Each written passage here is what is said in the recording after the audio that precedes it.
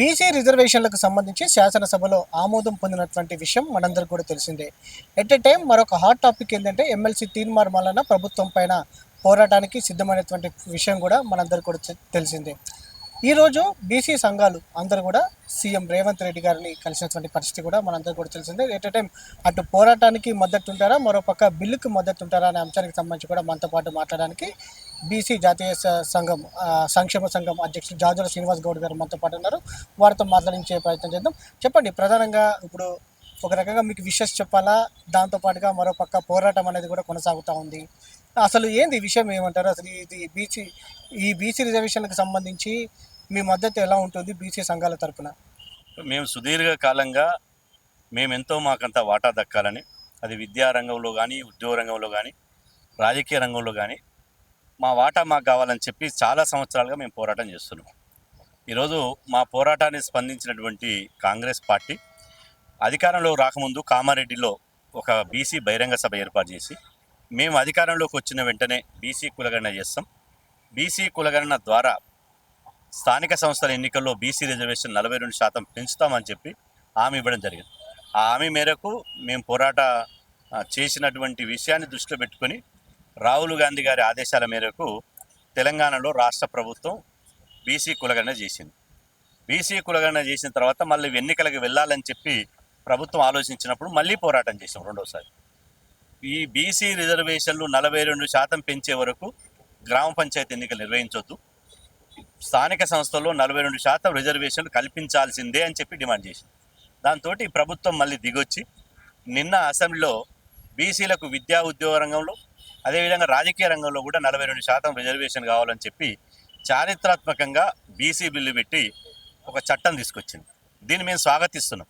ఎందుకంటే మాకు రాజకీయంగా మైలేజ్ తీసుకోవాలని లేదు. మా జాతికి ఎవరు మేలు చేస్తే, జాతి ప్రయోజనాలు ఎవరు కాపాడితే, మా జాతికి ఏది న్యాయం జరిగి ఎవరు చేస్తారో వాళ్ళని మేము గుర్తుపెట్టుకుంటాం. అయితే దాంతోపాటుగా గతంలో మాజీ ముఖ్యమంత్రి కేసీఆర్ గారు ఉన్నప్పుడు అటు ఏదైతే సమగ్ర కుటుంబ సర్వే చేసినప్పుడు బీసీల సంఖ్య ఎక్కువగా ఉంది, ప్రజెంట్ తక్కువగా ఉంది అనేది కూడా ఒక వాదన వినిపిస్తూ ఉంది.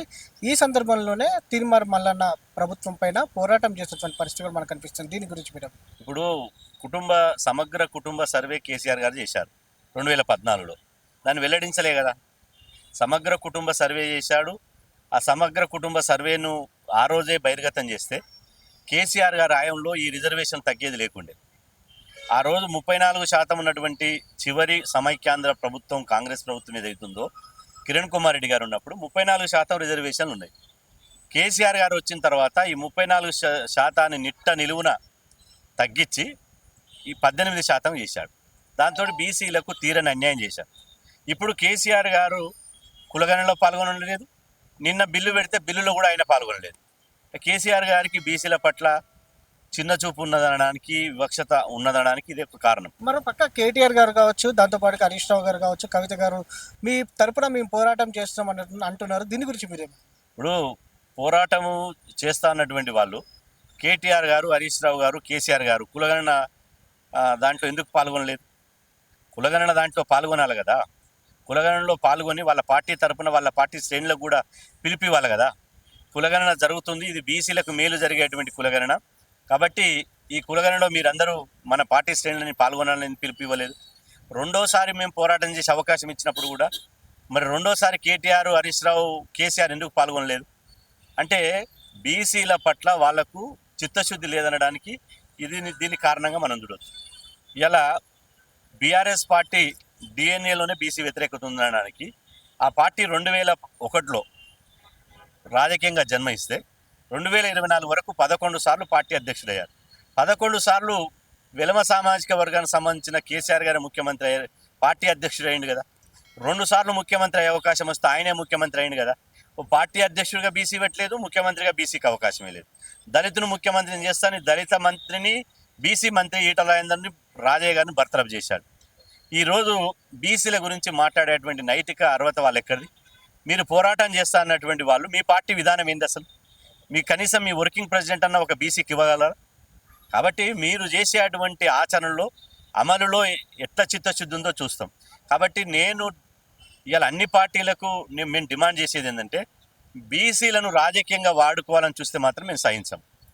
బీసీలను రాజకీయంగా బలిపశువు చేయాలి, బీసీ కులాల గణన లెక్కలు తీసుకొని రిజర్వేషన్లు తీసుకొని బీసీలను రాజకీయంగా వాడుకోవాలంటే మేము ఒప్పుకునే ప్రసక్తి లేదు. దాంతోపాటుగా తీన్మార్ మల్లన్న ఎమ్మెల్సీ ఏదైతే వారు ధర్నాకు కూడా ప్లాన్ చేస్తూ ఉన్నారు, ఈ సందర్భంగా అన్ని పార్టీల మద్దతు కూడగొడతా ఉన్నారు, మీ మద్దతు ఉంటుందా ఉండదా? ఇప్పుడు తీన్మార్ మల్లన్న అన్ని పార్టీలతోటి రాష్ట్రంలో ధర్నా చేసుడు, కేంద్రంలో ధర్నా చేసుడు అనేది కాదు. వాళ్ళు ఢిల్లీలో ధర్నా చేస్తారని ఇంతవరకు ప్రకటించలేదు. వాళ్ళు ఢిల్లీలో ధర్నా చేస్తే అందరం పాల్గొంటాం. ఎవరు మా బీసీలలో ఏ వ్యక్తి బీసీల కోసం పోరాడినా మేము సంపూర్ణంగా మద్దతు ఇస్తాం. మాకు భిన్నాభిప్రాయాలు భేదాభిప్రాయాలు లేవు. ఎవరు చేసినా బీసీల కోసం. కానీ ఇప్పుడు చేయాల్సింది ఢిల్లీ మీద పోరాటం చేయాలి. ఇక్కడ హైదరాబాదులో కాంగ్రెస్ పార్టీ ఎన్నికల మేనిఫెస్టో ప్రకారం ఉల్లంఘన చేశాది. అదేవిధంగా అసెంబ్లీలో బిల్లు పెట్టి చట్టం చేశాది. ఈ చట్టాన్ని అమలు చేయాల్సిన వాళ్ళు కేంద్ర ప్రభుత్వం చేయాలి, ఢిల్లీ ప్రభుత్వం చేయాలి. కాబట్టి ఇప్పుడు ఢిల్లీ మీద పోరాటం తీర్మానం మల్లన్న చేసినా, జాదల శ్రీనివాస్ కూడా చేసినా, ఎవరు చేసినా ఇప్పుడు కేంద్ర ప్రభుత్వం మీద చేయాలి. ఆ కేంద్ర ప్రభుత్వం మీద మేము ఆల్రెడీ 25వ తారీఖు నాడు ఢిల్లీలో జంతర్ మంతర్ దగ్గర వేల మందితో ధర్నా చేయబోతున్నాం. దీనికి కూడా మేము అన్ని పార్టీలను, పార్లమెంట్లో ఉన్నటువంటి ప్రాతినిధ్యం ఉన్నటువంటి పార్టీలను, బీజేపీ పార్టీని, కాంగ్రెస్ పార్టీని, బీఆర్ఎస్ పార్టీని, సిపిఐ, సిపిఎం, బిఎస్పి ఏ అయితే రాజకీయ పార్టీలు అన్ని రాజకీయ పార్టీలు ఆహ్వానించబోతున్నాం. అయితే సీఎం రేవంత్ రెడ్డి గారిని కలవడం జరిగింది, ఏమని చెప్పారు? మీతో ఏం మాట్లాడారు? రేవంత్ రెడ్డి గారు చాలా స్పష్టంగా గంటన్నర సమయం ఇచ్చాడు. గతంలో ఏ ముఖ్యమంత్రి ఇవ్వనటువంటి సమయం ఇచ్చారు. గతంలో మేము దరఖాస్తు ఇద్దామని చెప్పి కేసీఆర్ గారిని కలవాలని చూస్తే 10 ఏళ్ల నాడు కేసీఆర్ గారు బీసీల ముఖం చూడలే. మేము రాసి పెట్టుకున్న దరఖాస్తులు చినిగిపోయినాయి తప్ప కేసీఆర్ గారు అపాయింట్మెంట్ ఇవ్వలే. ఈరోజు రేవంత్ రెడ్డి గారు అసెంబ్లీలో 150 మంది బీసీ సంఘాల నాయకులతోటి కూర్చోబెట్టుకొని గంటన్నర సేపు చర్చించాడు. మేము చెప్పింది విన్నాడు, వారి అభిప్రాయం కూడా చెప్పిండు. అంటే ఒక ప్రజాస్వామ్యం కనిపించింది. కాబట్టి ఇక్కడ బీసీల విషయంలో నేను ఇంతకుముందు చెప్పినట్టు రాజీ లేకుండా మేము పోరాటం చేస్తాం. విద్యా ఉపాధి అవకాశాల్లో ఎలా ఉండబోతున్నాయి అంటారు? 42% పెంచితే మాకు న్యాయం జరుగుతుంది. ఇవాళ వాస్తవంగా మేము 56% నుంచి 60% ఉంటాం. 60% ఇవ్వాలి. కానీ ఏదో గుడ్డిలో మెల్లి అన్నట్టు ఉన్నటువంటి రిజర్వేషన్లు తగ్గించినటువంటి రిజర్వేషన్ 42% రిజర్వేషన్లు విద్యా ఉద్యోగ రాజకీయ రంగంలో ఇస్తే రేపు మా వాళ్ళు ఇంజనీర్లు అవుతారు, డాక్టర్లు అవుతారు, లాయర్లు అవుతారు, ఉద్యోగాలు పొందుతారు, చదువుల్లో అవకాశం వస్తుంది, సర్పంచులు, ఎంపీటీసీలు, జెడ్పీటీసీలు, ఎంపీపీలు, జిల్లా పరిషత్ చైర్మన్లు అవుతారు. బీసీలకు గొప్ప అవకాశాలు వస్తాయి. ఎస్సీలకు జనాభా ప్రకారం ఉన్నాయి, ఎస్టీలకు జనాభా ప్రకారం ఉన్నాయి, అగ్రకులాలకు జనాభా ప్రకారం ఉన్నాయి. బీసీలకే జనాభా ప్రకారం లేవు. కాబట్టి ఇప్పుడు ఈ 42% ఇంచుమించు మా రిజర్వేషన్ తగ్గట్టు వచ్చేటువంటి అవకాశం ఉంటుంది. అన్ని పార్టీలలో కూడా బీసీ నాయకులు ఉన్నారు. వారికి మీ తరపున మీరు చెప్పేటువంటి సూచనలు ఏంది, సలహాలు ఏంటంటారు? ఇప్పుడు అన్ని పార్టీలు ఉన్నటువంటి బీసీ నాయకులు మా బీసీ బిడ్డలే. ఈ పార్టీల ఖచ్చితంగా జెండాలను పక్కన పెట్టి తెలంగాణ ఉద్యమంలో మన స్వరాష్ట్రం కోసం ఎట్లయితే పోరాటం చేసినామో ఇప్పుడు కూడా ఢిల్లీ పెద్దల మీద, ఢిల్లీ కేంద్ర ప్రభుత్వం మీద పోరాటం చేయడానికి పార్టీలను జెండాలను పక్కన పెట్టి అందరం ఒక్కటి కావాలి. మన జాతి ప్రయోజనాలను కాపాడుకోవడానికి మనం అందరం జట్టు కట్టాలి. లేకపోతే నష్టపోయేది మన బీసీ జాతే.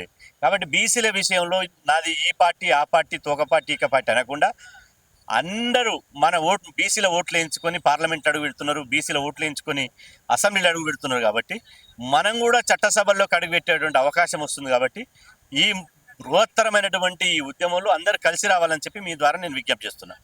ఇది మొత్తం మీద పార్టీలకు అతీతంగా బీసీ నాయకులందరూ కూడా ముందుకు రావాలని కూడా ఈ రిజర్వేషన్కి సంబంధించి కూడా మద్దతు పలకాలను కూడా కోరుతూ ఉన్నారు. దాంతోపాటుగా బీసీల తరఫున ఎవరు పోరాటం చేసినా తాము ముందుంటామని కూడా చెప్పినటువంటి సందర్భం మనం చూస్తున్నాము. ఏదైతే బీసీ రిజర్వేషన్కి సంబంధించి ఎన్నో ఏళ్ళగా తమ కళని అది నెరవేరినందుకు సంతోషంగా ఉందనేది కూడా వారి అభిప్రాయాన్ని వ్యక్తం చేసినటువంటి సందర్భం మనకు కనిపిస్తోంది. వీడియో జర్నలిస్ట్ సూర్యతో వంశకృష్ణ, సమయం టీవీ.